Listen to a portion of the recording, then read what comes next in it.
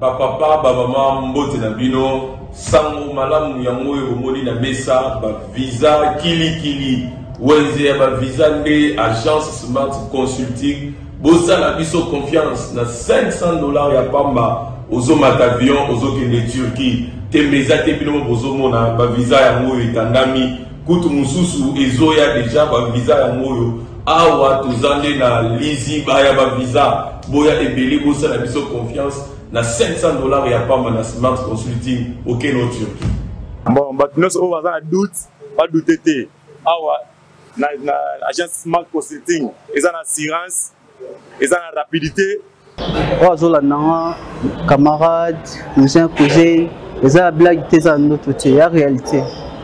On a fait un check doute le roi yo, le check paiement on l'a rangé, on s'est retrouvé dans 2 semaines, j'ai pas papier check vraiment agence Smart Cosmétique. Thomas, Talandenge, ba visa ici Koye Belé, à une agence de voyage Smart Consulting. Na $500 ya pamba. OK, na yomboka papaya. Peuple congolais, mbote na bino, tous les cas qui déjà mal à liboso, aux deuxième fois tous les cas les sous ba visa ya moyo, ya tout visa ya Canada, la fois passée tout le bas qui pour la Turquie.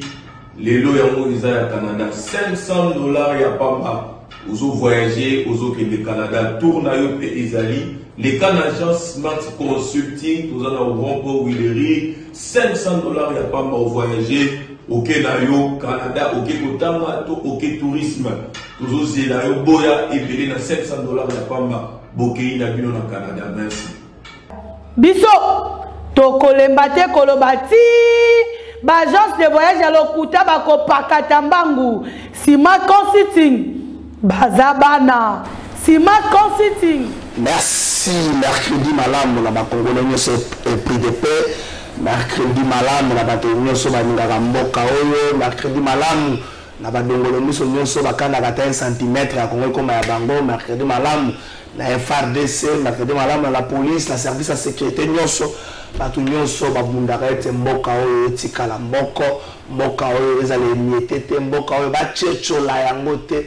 Mercredi malamu na bino nyonso congolais de père et de mère topesi bino mbote, congolais d'un seul côté topesi bino pe mbote. République démocratique du Congo héritage ya famille Tshisekedi te, ya famille Katumbi te, ya famille Kabila te, ya famille Bemba te, ya famille Fayulu te, ya famille Matata te, ya famille Kabunde te, ya famille pe ya Moindo Nzangi te. Mboka oyo héritage ya ba congolais nyonso ba pesa na nute bakalisa na kata famille na bango ba bimsata député provincial ou national mboko za ka héritage na bango ndeko mususu bo kanisa kateke mboko za héritage chez un certain groupe de gens et ça bongo te ata batu baza orenye bo ba ke alanga nze mboko ba ko renisa la tour de rôle soko le ngere nya l'éternité fosa la nzambe otikali bando kenda plus de 2000 ans sultana kaka Jésus yo ka mtozo renye mais soko za no ka mtamokilo za limite de séjour sur terre règne na yo ezali limité autant botamaki autant okokufa autant règne pe kosila konyoka mamingi présente sortie médiatique à Jean-Marc Kabund tous a osé la idée pesa se prononcer Augustin Kabund a promis qu'il se prononcer le a balé Bakam Kabund a lobaki tous osé la yango mais je pense qu'il faut beaucoup plus de tact pour na répondre pour na comprendre que batu belé bazo réagir bazo rencontrer Kabund dans les fontes bazo kendika na makambo na ebisa na bato. Tout homme est appelé à un changement. Quand la photo à Kabund na single tango azalaka na kamina ko la kisa ezali loko bato bazo zilate na makambo Kabund alobi. Soki tozongisa biso nyonso to loki ba photo na biso tozonga tati na 2010 bokomona. Biso nyonso neto na Congo. Bokomona bato mususu tango Kouloutou Lambert Mende, moi je ne pense pas que nous avons la personne appropriée pour nous répondre à Jean-Marc Kabund. Tika ide pesa loba yo te yo kote na makambango siko. Bato ba na ba blessé na mususu loba kata ngozaki na FCC. Tika ide pesa loba. On a Augustin Kabund soka lobi. Bato ba koza na makambango reprocher mais ba blessé Augustin Kabund za no mingi na mitema me ya bato. Yo Kouloutou Lambert Mende ba blessé na yo ezali. Ba blessé na yo ezali. Vulgaire vendeur de poulet. Ba pétrole na soko ba tenga ba poulet. Soki ba yo to solo. Parce que ba kotika na moi souci. Polémique autour de la voyage du chef de l'État à Marbella, tous les lobby accueilli vacances pour ceux qui accueillir voyage de santé tout comme même que le bas député s'il vous plaît vous n'êtes pas appelé à tout dire alors parce que la voyage chef de l'État il y a un député aujourd'hui on va pas ces explications tu n'es ni membre de la cabinet chef de l'État tu n'es ni dans le sillage tu n'as pas fait tu n'as pas effectué le voyage avec le chef de l'État on le banni on est là on peut la radio on est là on peut la média on est expliqué bah député toujours la vie on beaucoup plus important chef de l'État tout un cabinet où ils ont la moussa ils ont la charge de communication ils ont la porte-parole la botique kota les députés congolais, la plupart des députés, surtout les députés qui sont plus dans de buzz et dans de futilité, où là on sait la moussala, où il va trouver la bango.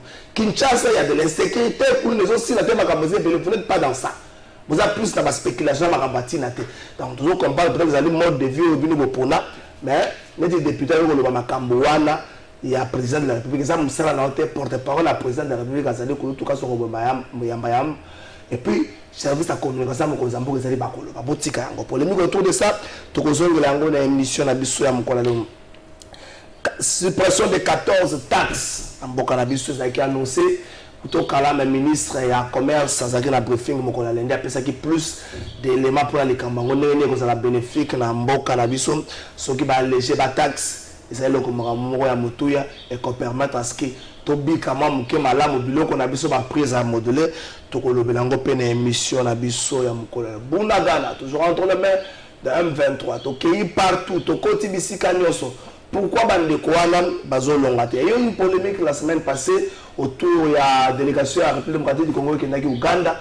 Ministre Patrick Mouya a appelé ça qui m'a précision pour la nango peine émission Tozongelango a sur invitation à président Yuri Museveni, il a été sur l'initiative de la République démocratique du Congo sur invitation à président Yuri Museveni. Pour réponse, tu fais démarche à président Yuri Museveni, les alliés il y a RDC démarche les alliés au Kende, Kokutana na ba kosolana ba M23. Or le gouvernement congolais a dit net M23 sont la position initiale na pour la M23 position il faut l'ongwa na mabele République démocratique du Congo. Si c'est dit à Congolais à l'ongwa na mabele, bon on va négocier sans bitumba. Voilà peut-être le gouvernement ko yoka mais soka zaka kawana gouvernement ko utiliser ba moyen de force pour na ko bengala.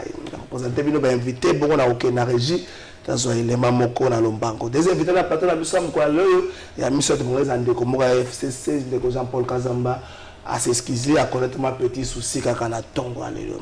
Maître Papi Josso parmi les 3 intellectuels de Kabera Mwanga. Ah, amitoni.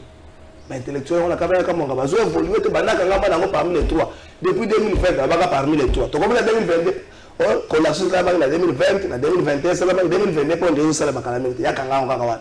Maître Papi Josso la pesi mbote. Mbote Trésor Kalafai, mbote na Maître Ngoma on a partagé na plateau à lelo, mbote na balandinyo soya Congo Web Télévision bisika banso bazali bazuli baku ya kolanda biso na tongo lelo. Oyebi ndeko Trésor Kalafai ceux qui bako benga 3e intellectuel de Kabila Kamanga ezali lipanangu bati.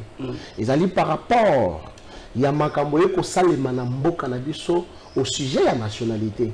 Vous avez que la nationalité y a des politiciens et belé ezali douteuse. Ce que Zui Katumbi, nationalité douteuse, au Bazo Benga Yangelingeli, ce que Moni Joseph Kabila, certains vont vous dire que c'est un Tanzanien, Rwandais, ainsi de suite. Mais le Konabiso Toza, fils du pays. C'est comme ça que, comme j'ai des ambitions politiques, à la face du monde au niveau national et international, déjà que Maître Papi Josso Azali, 3e intellectuel de Kabila Kamanga, et aussi mes prophètes politiques. C'est un cachet politique que je me suis créé pour être distingué dans Bamosous. Parce que oui, la politique n'est pas dans na osu sawana. Ozu Moïse Katumbi yoka ka babenga le chairman.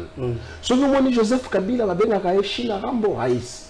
Oye et pas ya Laurent Désiré Kabila babenga ka musée. So oye pas Félix Tshisekedi bazo benga béton. So oye pas Fayulu Loboka Bakati Aigle.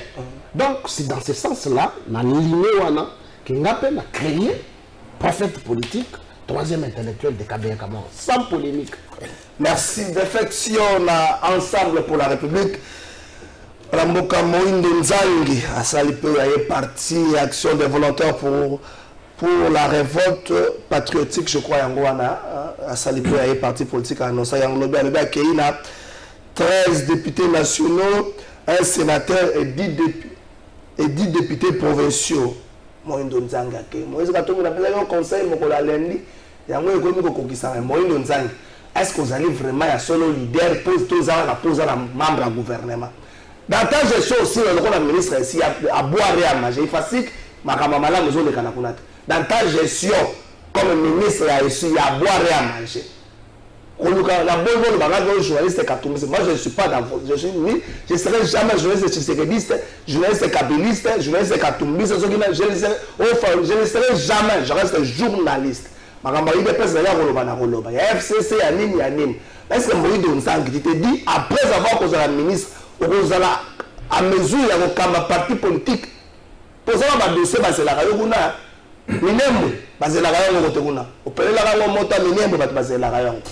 Maître Claude Ngoma, la pession Pembote. Mbote mingi nekonanga ikalafai, également mbote na estimé confrère nangana. Papi Josso, tokutene lelo na tongo, potoko wa usolola, ekolo. Également nangambo a régie, ba technicien, mbote na bango, et puis des belés à ba congomani, ba téléspectateurs basés de partout, ba kolanda biso. Na pesibino pembote mingi, et asuka mbote, pe bozongi malamu na mwana mboka, Blanchard Mongomba, ou azali secrétaire général, il y a Nouvel Elan, parti cher Adolphe Mozito, à Oteki Lubumbashi, quoi, rangé battre, parce que pour nous, l'action politique poursuivie, c'est le résultat de 2023. Donc, 2023, c'est déjà demain. Nouvel Elan, nous avons mis bon maman pour remporter Olmen Maponomi. Blanchard Mongomba, tout les ministrables. Blanchard Mongomba, nous avons solo un ministère. Solo un ministère, nous avons déjà Blanchard. Même à temps, il y a un peu de temps, il y a un peu de temps. Madame Bobi Sabino mon cher, tu vois. Dans un solo à ministère, défection ensemble. Est-ce que Moïse Katumbi a construit son parti sur du sable? Fondation de la solidité. Moïse Katumbi a construit parti n'a été n'a besoin de pas battre. À l'anglaise, moi la moto Melissa Libel la moto tant on la tonga retourne la botte na. Moïse Katumbi c'est pas lui qui a façonné Moïse Nzangi. Moïse Katumbi c'est pas lui qui a façonné Francis Kalombo, Olivier Kamitato et autres. Moïse Katumbi parce que sous-bassement politique solide ensemble avec toute la tour ou encore il faut aller vendre la lettre de Papa Jakinda. Non, ça veut dire qu'il faut comprendre d'abord, tout classifier l'homme politique dans tout ça en Congo. Moïse Katumbi est loin d'être un homme politique. Parce que philosophie politique n'a pas banité. La pensée politique il y a Moïse Katumbi est banité. À construire ensemble sur fond, il y a monnaie, il y a mongo naïe. À Timbongo Liboso, à Sombi, à parti wana nyonso pour constituer comment ensemble parti naïe. Et que le président, il y a un parti wana nyonso à Somba qui va constituer nani ya ba cofondateur. Et Koufate ba comment ba cofondateur na kati ya ensemble. Voyez-vous? Et donc, c'est normal les lots à récolter, ils ont récolté les lots. Nous nous avons accueilli parce que du point de vue politique, ça a lié mon côté. L'ancienne autorité morale naïe ou Moïse Katumbi. Parce que c'est la pensée politique. Nous et Kangakabato. Je suis Nazana Moïse Katumbi, je poursuis Moïse Katumbi parce que sa vision politique, parce que sa pensée politique est claire.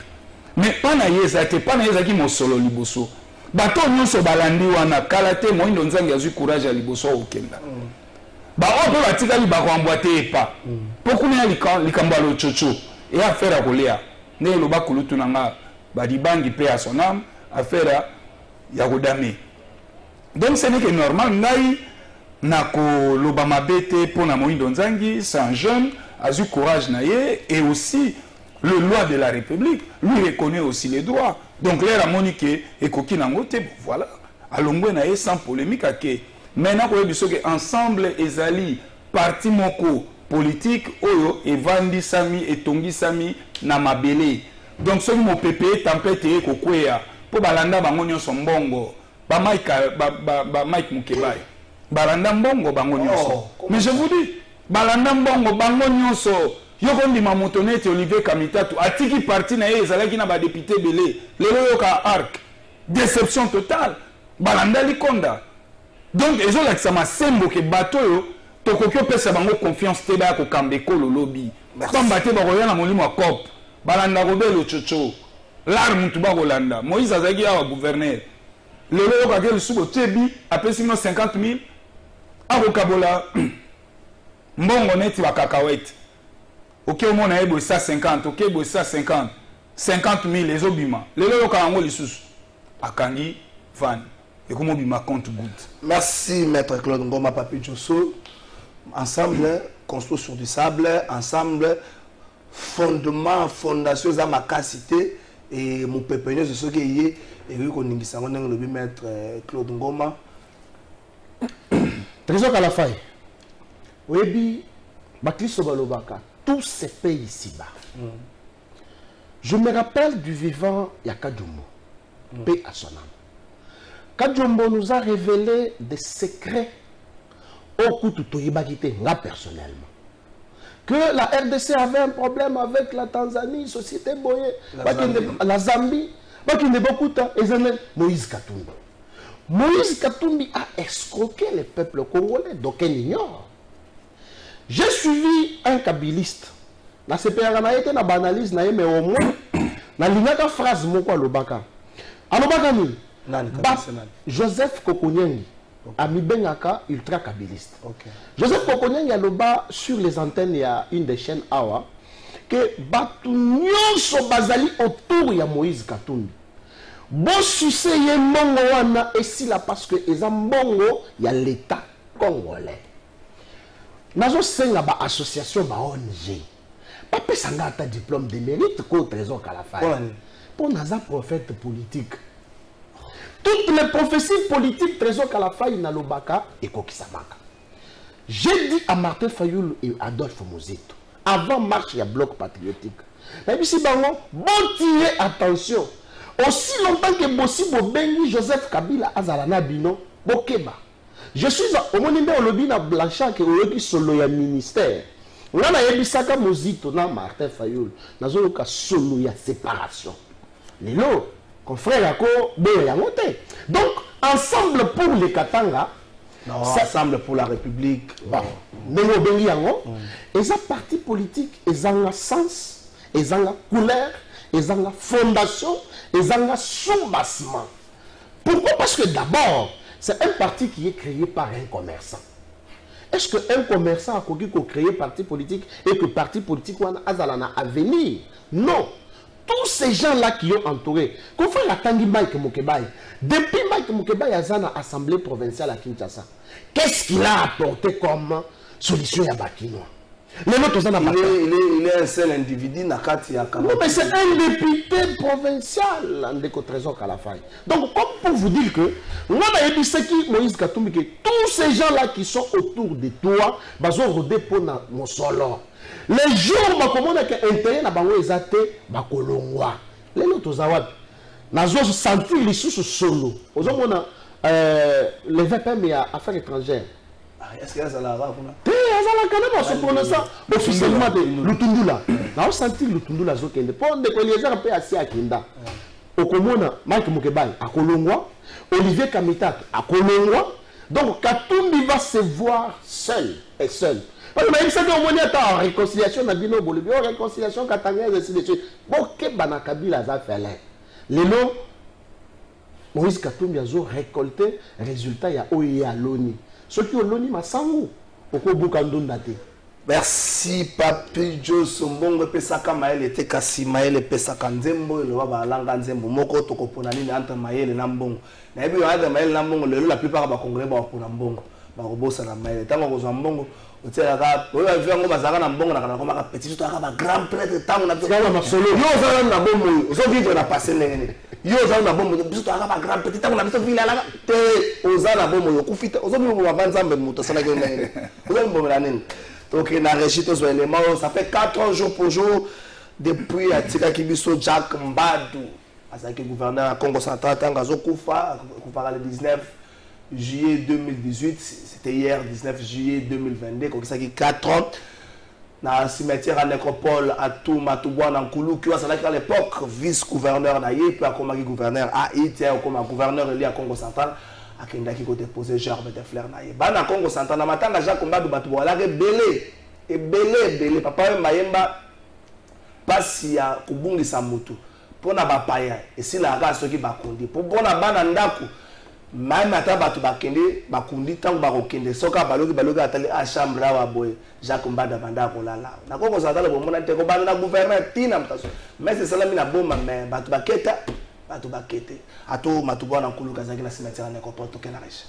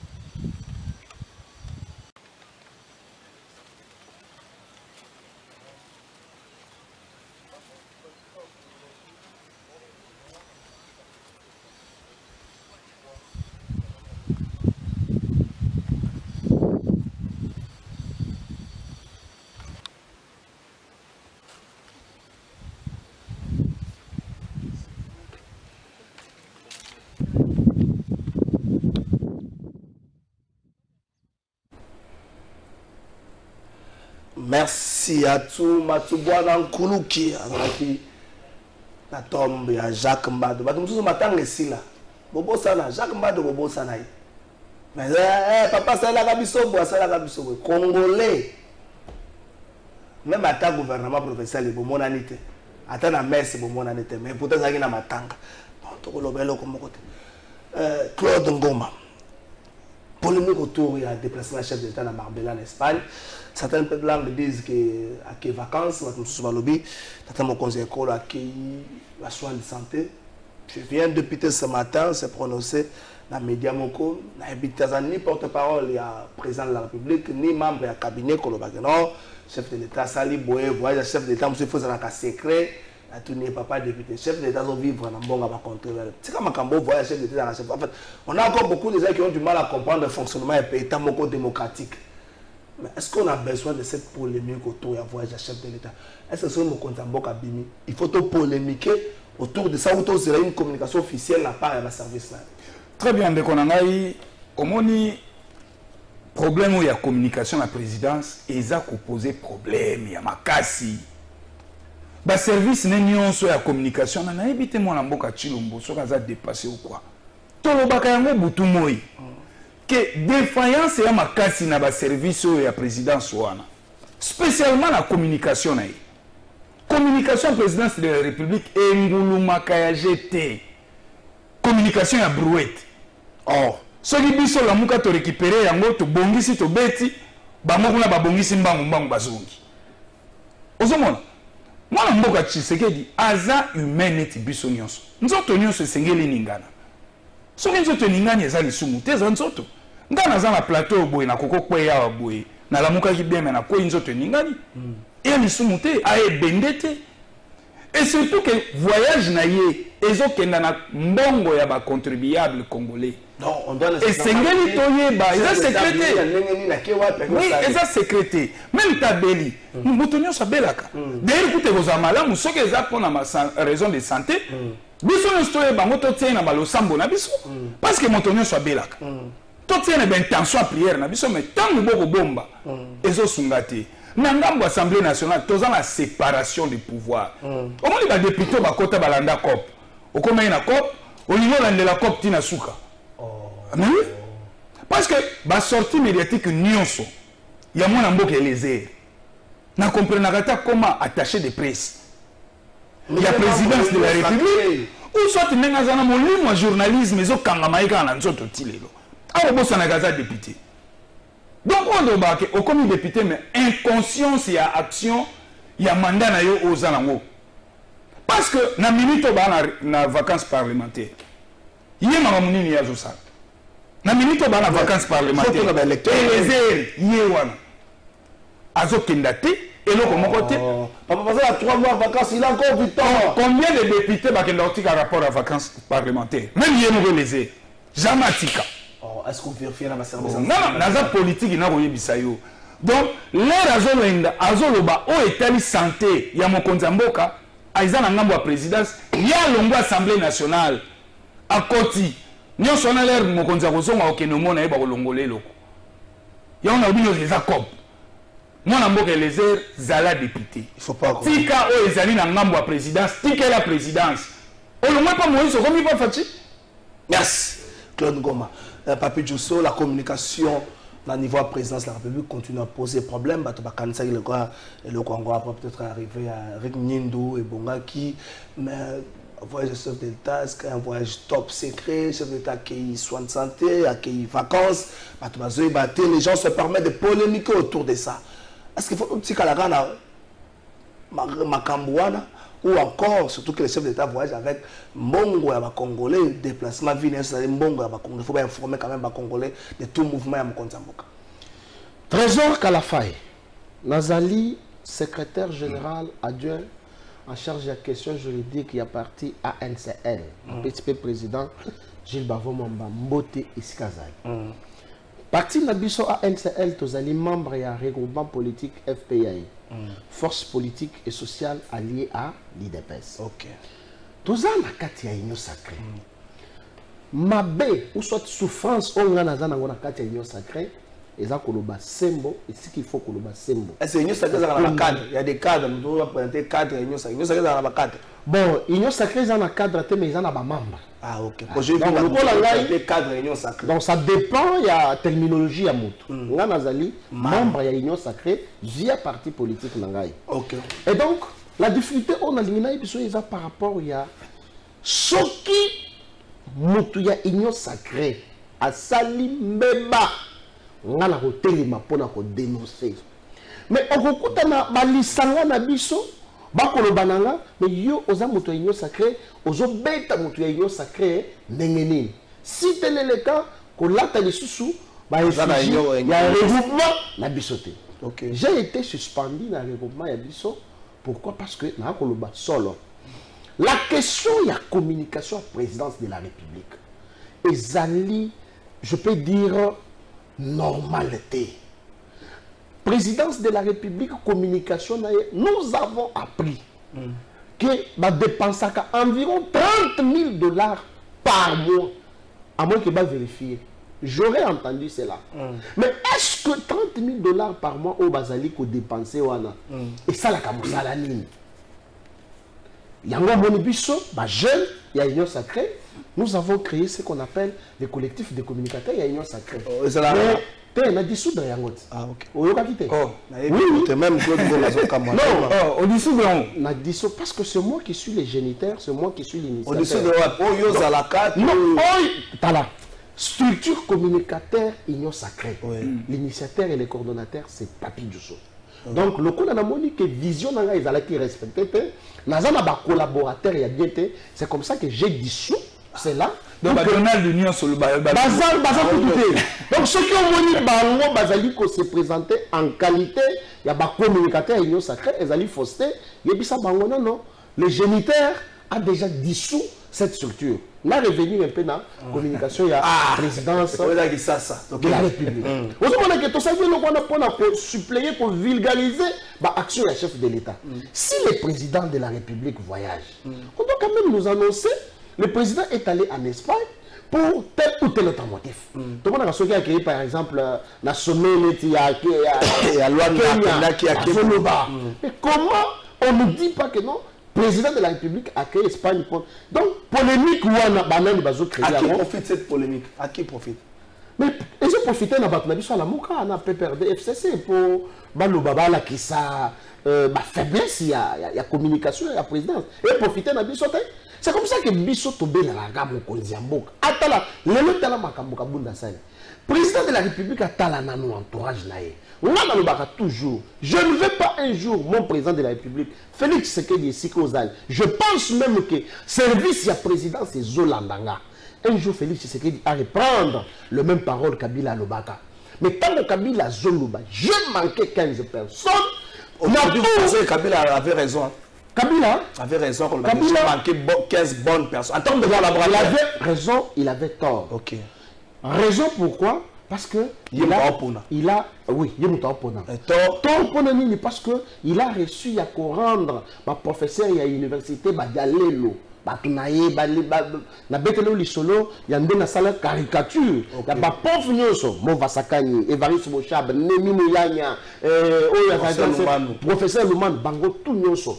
Ils ont pris leur diplôme. Ça c'est mon imaginaire. Bakena ngona kingakati Kabila a un diplôme en Abisso. C'est comme ça que Kabila avait regretté Yakoloba que je suis entouré de professeurs et d'universités comme ça. Comment je n'arrive pas à changer l'homme congolais? Et je ne veux pas que Félix Tshisekedi a retombé dans le même problème alors que les prophètes politiques, troisième intellectuel de Kabila Kamo, Azali na pembeni naye. Na même sens na yo, moi no ya funda kabato. Moi aussi je dénonce. Le nom Koloba Ngobila a démissionné en tant que gouverneur de la ville à Kinshasa. Je n'arrive pas à comprendre pourquoi. Ah papa. La personne une minute et plus à Salini. Zando d'abord. Ba maman ba olela. Au moment où tu regardes la télévision boto, tout le monde attend mettre un gros maïs ça. Et si tu sur les caca, mais bino moto bolega. Bon le bisote pour la ligne. Naina memanga moya Zandouane. Ba fou presque partout. Nous avons ministre provincial, nous sommes ici à ACP. Les députés provinciaux, nous sommes moyens de bataille exacte. Qu'est-ce qu'ils font pour la ville de Kinshasa? C'est comme ça que j'ai toujours dit, même là-bas, le service à présent, nous avons papa démissionné. Au moins, la carte de sacré dans le bâtiment, vous voyez pour battre le coup de moutaï pour battre Mamboula. Et donc, on va la mer Mendewanat. Et donc, on va la Bango Bilat. Et donc, on va la Bango Ika Sanjit. Mais nous, chacun va y aller. Mais je vous jure, la vision du chef d'État. Tala Motoneti, comment il s'appelle? Chéribin Okende, Nazo Sukisawana. Chéribin Okende, Tala Mengazo Boma, frère. Les lois ont changé. Aïe, Kozona retraité il y a 75 ans à Tchélié. Est-ce que Baton Baton sont le chef de l'État? Le service et la communication, le chef de l'État, ils ont monté. Baton de la Kaka, Bissoka, Kabajen, pour communiquer. Donc, service et la communication, le chef de l'État, en tout cas, pour nous, à sincère, nous sommes en Konzamboka, ils ont faille. Merci, Papi Josso, Claude Ngoma. Mbotende kokalafa na lingina ye bakaka ba voyage nyonso président Félix asalaka ezalaka kaka ba voyage officiel soki pe bokeseni ezali toyeba soki ya privé eza combien ya officiel pe zaka combien au cas contraire IGF alandela nanu puis Roger Angalima IGF alandela tata moko école bonjour ndeko kalafa tozo pesa ndeko Gérard Mulumba makasi na musala oyo azosala na ville ya Kinshasa Clément Bitako. Bonjour trésor, le président Félix akoki kokende kopema azana cabinet oyo bazana charge ya kosala soki azate. Bonjour trésor, pourquoi Claude Ngoma azoloba oyo ayebite ndeko Eliezer aza sur terrain? Oui, makambo batende ndeko Eliezer aza sur terrain. Voilà bandeko ba commune. La délégation congolaise est venue à Nini, na Uganda. Nani a bengisa ki bango, bagenda ko lobane. Donc le ministre Patrick Mouyaya en 1 minute presque bon to kozonga to tuna bande kwa. Que faire pour que les lobunagana les ongela biso? Est-ce que la stratégie militaire a marché? Est-ce que la stratégie diplomatique a marché?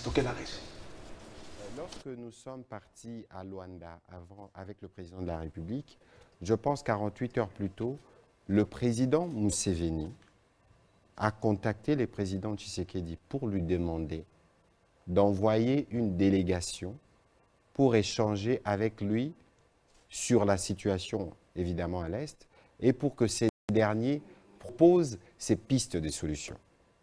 Donc, l'initiative d'aller à Kampala n'est pas une initiative qui est venue de Kinshasa. Et donc, le président Tshisekedi, pris par... justement d'abord par les discussions que nous devions avoir autour du président Lorenzo avec la partie rwandaise, de son parti au retour. Il y a délégué le ministre des ITPR.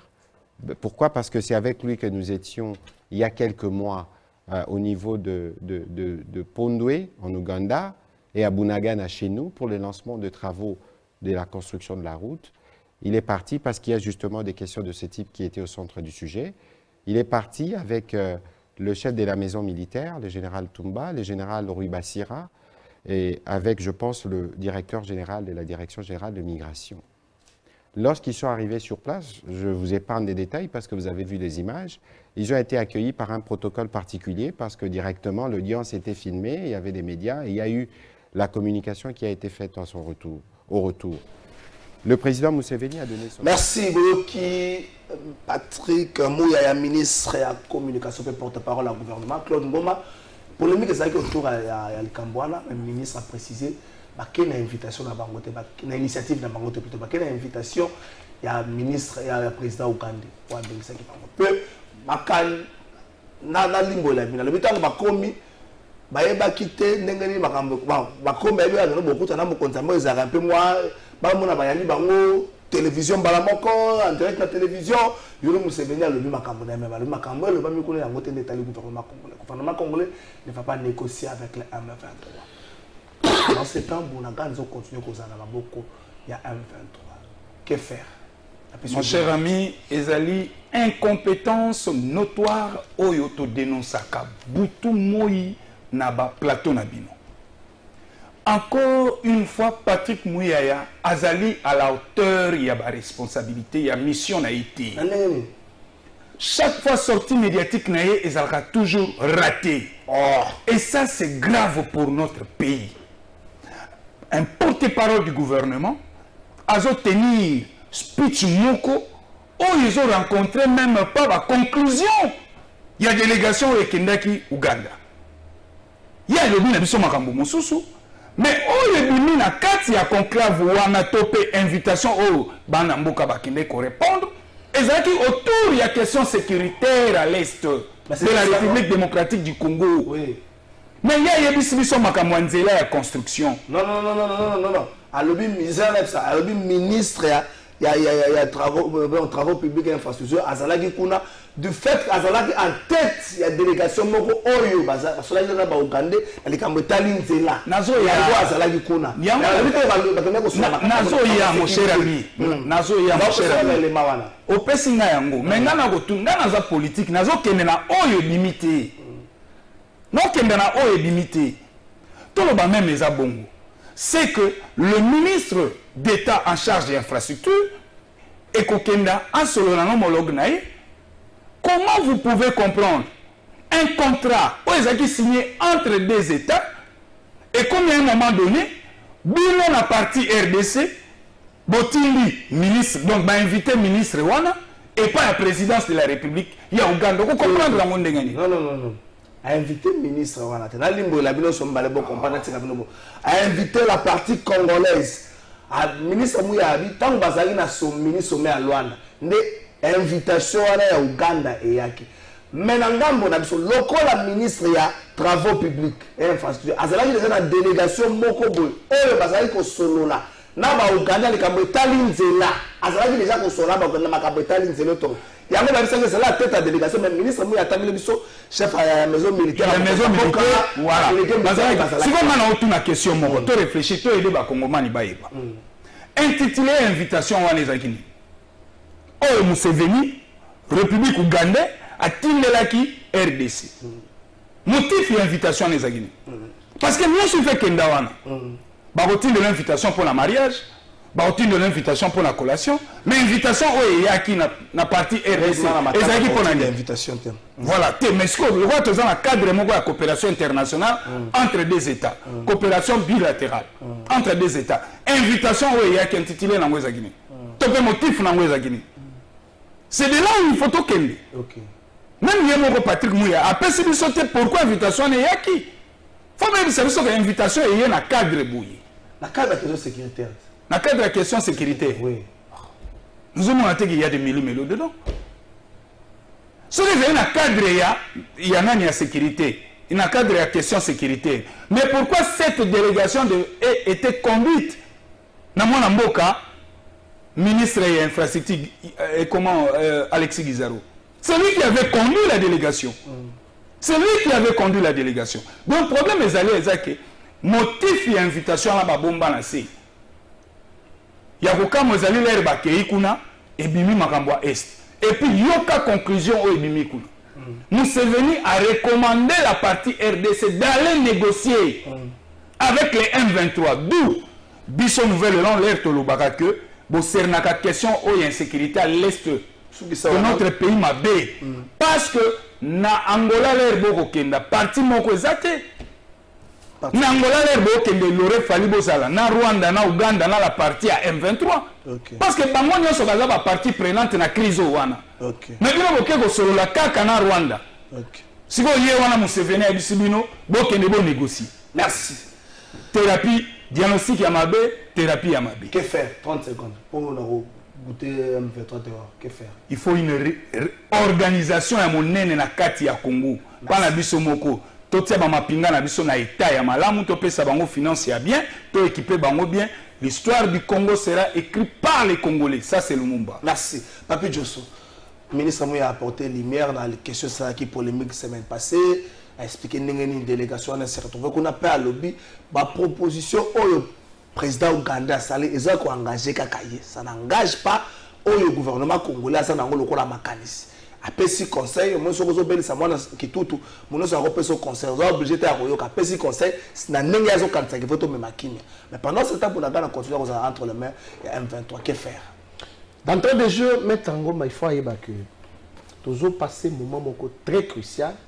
Au Bissonnion, il faut s'aligner derrière Mokozi Mboka, Félix Antoine Tshisekedi Tshilombo. Les efforts qu'il est en train de fournir pour la paix à l'est du pays. Un bon président de la République a 3 options. Option à liboso est la diplomatie. Option à mibale est la négociation. Option à misato est la attaque ou bien guerre. Mais quand on a dit ça, on a enjambé. Maintenant, on m'a posé une question. Quel est le motif? Il y a invitation. Donc, quel million que nous allons inviter Rwanda et la RDC N'Angola. Parce que les présidents angolais de Bachaki est le facilitateur ou médiateur. Quand nous sommes arrivés là-bas, le président Félix Tshisekedi avait une seule option. Décision plutôt. Soit c'est la guerre totale, ou soit c'est le retrait total, il y a un groupe M23. Et comme nous avions indexé les droits, que c'est le Rwanda qui nous attaque, Paul Kagame est venu. Tant que vous voyez, le problème, il y a M23, ils ont bissoté. Ils ont gâté, mais ils ont lié Ouganda. C'est ça la raison. Il y a invitation. Il y a président ougandais dans la RDC. Parce que lui n'était pas là-bas. Mais à Yobi Congo, dans les Salinini, et Bimi. C'est comme ça que à Benibis. Mais malin qu'il est, parce que Azali Kosala, Azana coalition na Rwanda. Rwanda, Ouganda, les ennemis de la République démocratique du Congo. Vous pouvez vous imaginer. Quand Museveni a refusé de dialoguer na FDLR. Et ça va ADEF ou bien FDLR? ADEF. Il a refusé. Kagame n'est pas naïe à Boyeki sur le FDLR. Mais comment ces papas ici se donnent le courage? Il y a Kolobana RDC, non, bon kende, bon négocier dans la M23. C'est qu'il y a quelque chose qui est caché derrière. Maître Ngoma, il n'y a pas déjà position de la République démocratique du Congo. On ne va pas négocier avec les M23. D'autant plus que les M23 est un groupe terroriste. Ils ont dit que Mobutu na est de la République démocratique du Congo via l'Ouganda, via le Rwanda, ils se fondé sur la communauté internationale où ils sont hypocrites. Félix Tshisekedi, Aza na problème monene. Problème bien Félix Azobunda, Abunda kaka na Rwanda Ouganda te. Félix Azobunda na communauté internationale. J'ai jamais vu. Est-ce que yo somona pendant le règne de 18 ans? Kagame a dit sortie médiatique na Tongo Aza na France 24, na Poko Aza boy na. C'est que la position qu'a prise le président de la République ou soit la RDC et Tchébangoma la laisse jusqu'à ce que une solution va être trouvée dans Estambo Anabiso qui n'est Ekokota Bozalaka. Merci, bonjour de votre trésorier, Michel de quoi IDPS, IDPS, il y a quand même une union sacrée que le président Yemoko a aussi la gérance ya Batouana. Donc, à mon angobila, ma bête pour dossier zan le président Ayebi. Selon le président Azana, bon collaborateur. Papi Diosso, message Zali à eux, je crois que l'aucun déco n'engalobi. Bonjour de votre retour, la mission ministre de la justice, na président et conseil supérieur de la magistrature. Test à nouveau magistrat et Kozalakan. Pour tout ça, la dépôt à dossier, tout ça, la dépôt à dossier depuis 2019, il est là ensuite, mon côté, tout ça, wapi, yebisa ba invité na yopo, bazwa ba village na biso, to kende, kaka na bitumba, wana, fin. Ah. Bonjour, de votre trésor, invité parti à Kabound, wow, siège ezana wapi, pour tout kota biso, to lembi c'est où? C'est monsieur Willy. Kandaka depuis qui ngabwa pont. Ah, on a adresse à parti. 11e rue, c'est ça peut la limité. Kabon d'ailleurs la limité, ailleurs la limité. N'attend qu'à 2-3 messages. Bonjour de votre trésor, j'aurais besoin de numéro de Maître Ngoma si possible. Ça va dans ce cas émission. Bonjour de votre trésor, n'a pas victoire depuis 14 ans tozalaka na carte ya CNSST mais ba carte ya kabiso mbongo.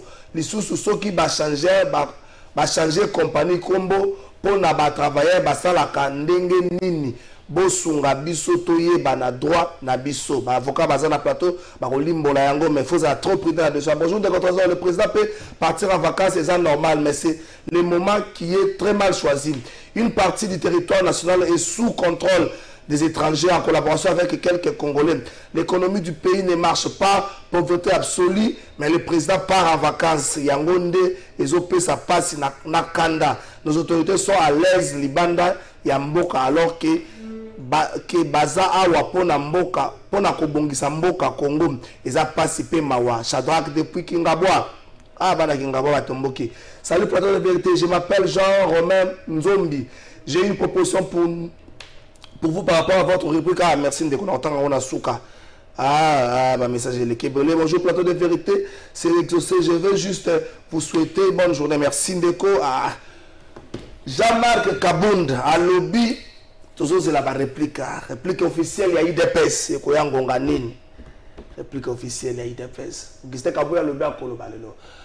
Claude Ngoma, est-ce que vous pensez qu'il faut rencontrer Kabound sur le fond?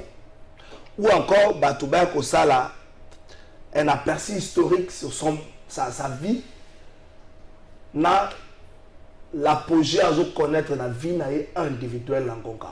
Parce que beaucoup nous montrent ici, il y a Kabound na Kala, Bafota Kabound na Sengle, ou le peut-être que le soleil a ramené Kabound à l'Obelango, Kabound à l'Obel, le soleil a glissement, ils ont déjà concocté dans le régime actuel, Kabound à l'Obel, Makambo est belé. Et belé, il a même qualifié certains des apprentis. Des petits sorciers, des apprentis petits sorciers. Est-ce qu'il faut rencontrer Tobaya na Makambo Kabunda Lagaboye, Kabunda Lataka Sengle, Kabunda Salagabo? Très bien, dans l'économie en Gongananga, on a rencontré mon estimé confrère, Tango Lobby, que Namboka, Félix Tshisekedi, axe à la diplomatie, négociation et puis guerre. Voilà que, comment incompétence n'a pas celle qui va renverser la pyramide. Or, quand nous parlons agression, c'est-à-dire il faut déclarer la guerre. Si on déclare la guerre et qu'on met dans la diplomatique, ou qu'on continue dans la table et la négociation, c'est tout à fait où ils ont les canons Russie. Mais pas Nabiso, le gouvernement, à l'objet Nabiso, tous alliés agressés, et qu'aujourd'hui le pays est sous-occupé parce que Bunagana, Bana Bassal examen d'État Tekuna, t'en fait Pessalamagité pour comme territoire à M23. Donc, si vous avez un régime sérieux, vous avez une guerre, pendant que vous avez une diplomatie, vous avez une négociation. Donc, voilà un peu la balayé. Et nous avons un dossier Jean-Marc Kabound. Le dossier Jean-Marc Kabound, des affaires en bois sur bois. Les hommes ont IDPS, fait privé. Mais il a révélé des choses qui intéressent la nation. Non, a révélé le côté. Et d'ailleurs, Jean-Marc Kabound, il faut foutre son droit d'auteur. Il faut foutre son droit d'auteur. Parce qu'il a emprunté le terme de son nyonso, la moukato, akizaka peut dénoncer dans le régime. Entre autres, incompétence, jouissance, glissement, stage au sommet de l'État. Nyonso, il faut la reconnaissance. Apprenti sociétaire. Tu as borné mais il a dénoncé les lots. Et ça, il faut faire ce droit d'auteur. Et il y a un fond. Si on a un fond, il y a déclaration qui a été sortie médiatique. Mais Kabound s'est victimisé. Parce que nous a dénoncé, a décrié. Mais il était dedans. Il y a un système. Tout ça parce que l'on a biftek dans Monoko. Il y a un pandi à mangeoire. Et puis c'est Kanda à Komikoloba. Donc, plus loin. Tout ce que fait Kabound a réclamé butin de guerre.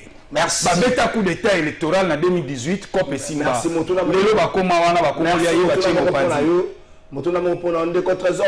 le président Adolphe Mouzito Boya, Andimi Martin Fayou, la candidat à l'élection, Serge Makamba, la compagnie, Serge Makamba, comme vous pouvez. 10 secondes, on a pu suivre. Oui, Nekolangaï et Sengel va instrumentaliser Binoté. L'amour qu'ils ont Fayou, ils ont Mouzito, l'amour qu'ils ont Bino peuple. Lelo Lamouka a coquille co-aligné candidat, même pas bourgmestre, même pas chef de riz. Parce que Lamouka est à plateforme résistance, n'a objectif mi balé.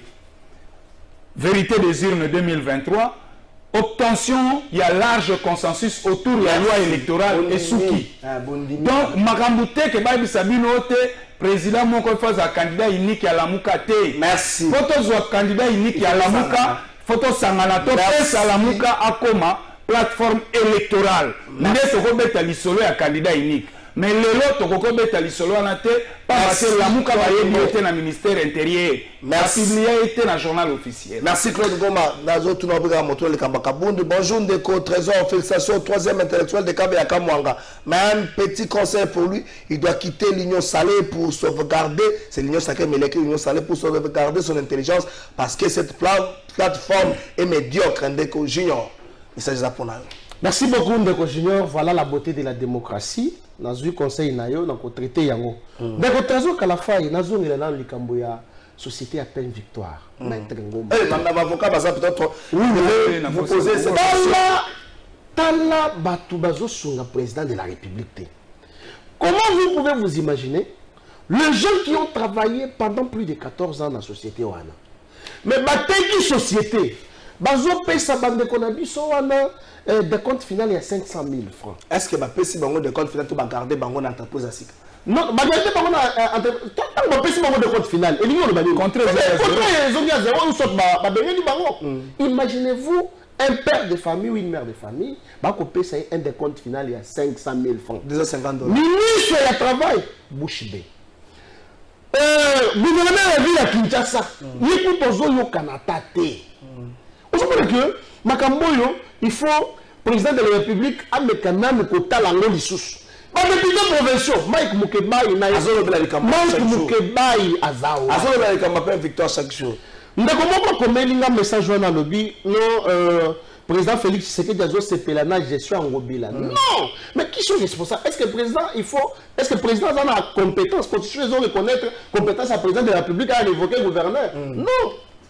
Ils ont des députés provinciaux. Okay. Mais est-ce que les députés provinciaux, Mike Mukeba, il y a Salamini dans l'Assemblée provinciale? Junior Nembalem, il y a Salamini dans l'Assemblée provinciale. C'est 30 secondes. Oui, 30 secondes. Question, il y a Jamal Kaboun. Mais Tangoma, bon, ce droit intellectuel était que non, Makambo est à Bino. Je peux reconnaître ça au FCC. Bato FCC n'est pas le bac, à moins que Bino beaucoup mis dans FCC. Bato FCC n'est pas le bac que régime les a bajusser alors que nous sommes tomoni bango samedi la 9 na kingakat yo pe na mon inquiété na mon ne journaliste ba ko mine kuna on a 2500 la on a la yope alors Kabundo n'a dit que c'est que les gens ont déjà dit à Sali Lokola un plagiat politique. Oh, mais je vous dis un plagiat politique. Qu'est-ce qui est de nouveau au Kabundo à le Bioan et Kabundo nazo sukisawana à la question de immaturité politique. Un homme politique ne peut pas faire ce que Kabound a fait. Merci. Ah, Eratou Moko Fona Sala Mokola Lelo lobby na lobaki pose la première pierre pour la université Moko na niveau ya Katana na territoire ya Kabare na Sud Kivu, œuvre ya modeste bâti le Kwebo Jus Bongele ozali wapi. Il a précisé que les travaux ils ont salema déjà basi ba bandi construction wana. Travaux ils ont salema déjà bâti le quoi bazotonga université moko joindre au moni angwana lobby na kopesa sabino na bolai entièreté à image ya ba travaux ndenge za au salema. Merci na maître Bazin Pembenjale oya komiselinga ba image oyo tokena regina funda bato na vana funda bato botala eloko nazo fundela botala alva image tokena toujours na kati ya cadre ya vérité réelle na kati ya cadre ya vérité évidente na la kisibino tango ba osala confusion. Indien oyo yewa nazo sa ba travaux na ye ba travaux za ko mona pollution za ko sali mawana eza ya ba indien oyo na jolibino image nde voisin toujours kabwana na ye omoni ninga zo sa ba travaux ninga jumé wana siko soko tiki awa ninga na baluki ne nazo kende ndo koti sikoyo epa na AVC tala modern court ninga kota tala ozo mona wana zumu wana tala ye wana na kati siko ye modern court atongi entre deux maisons wana mwana na zumele bino wana soki na zongi boye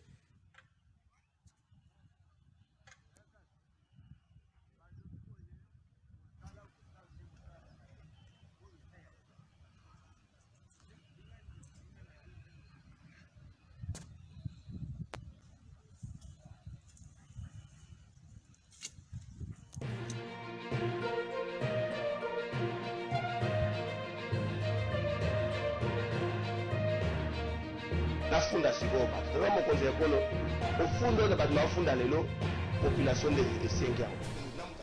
Merci tata mokonzi ekolo mwana afundaka bato aye lisusu tata mokonzi ekolo likambo nalembi kofunda ngo eloko nini esilaka te eloko nini esilaka te conflit de terre alobaki yango likambo mabele kotsaka bato mpe kaka na mabele likambo espace oyo ya AVC construction na kala ezalaki na madame Libagiza Kapuku lelo justice alongisa bango AVC construction azwa esika na juste à déguerpir mpe me bato bazalaki wana mais ntango baye kodeguerpir tata mokonzi ekolo bakuti baindien banganza mangi na esika wana moto atekelaki bango mabele ayebani te me baindien babeli atekeli bango mabele na 2020 et pourtant AVC construction makambo mabele azwango depuis en 1957 soki 58 azwa yango mais AVC soki nini baindien baya kozwa yango na 2020 mabele ya bato ya AVC construction mais tata mokonzi ekolo baindien baza kosoudoyer justice baindien baza koleka na se na justice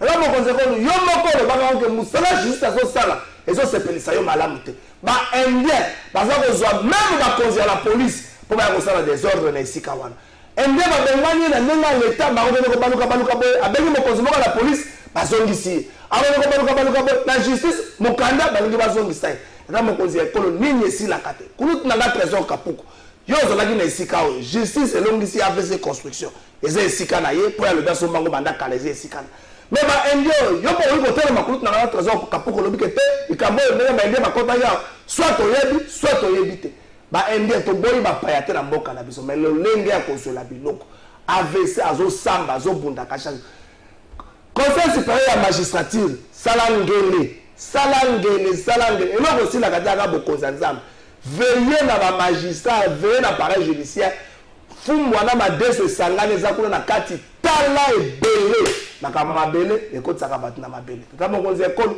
pesana luponi na kati ya likambo kofunda lelo esuki